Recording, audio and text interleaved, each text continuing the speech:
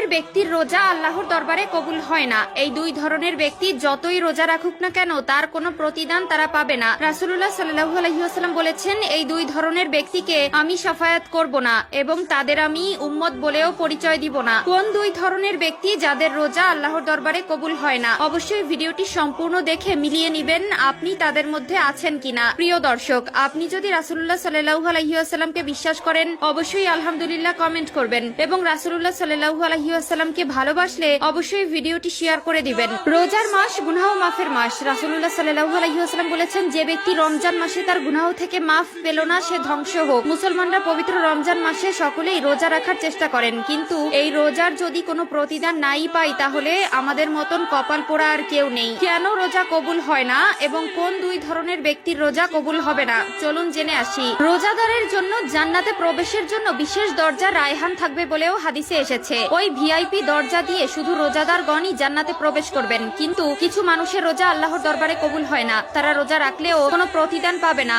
রোজা কবুল না হওয়ার কারণ কিছু মুসলমান রোজার মাসে রোজা রাখার পরেও এর প্রতিদান ও ফজিলত থেকে বঞ্চিতই থেকে যাবেন। এক নম্বরে সেই ব্যক্তির রোজা আল্লাহর দরবারে কবুল হবে না যিনি রোজা রেখেও অশ্লীল কাজ ও পাপাচার ত্যাগ করতে পারল না। রাসূলুল্লাহ সাল্লাল্লাহু আলাইহি ওয়াসাল্লাম বলেছেন, যে ব্যক্তি রোজা রেখেও অশ্লীল কাজ থেকে পাপাচার থেকে নিজেকে বিরত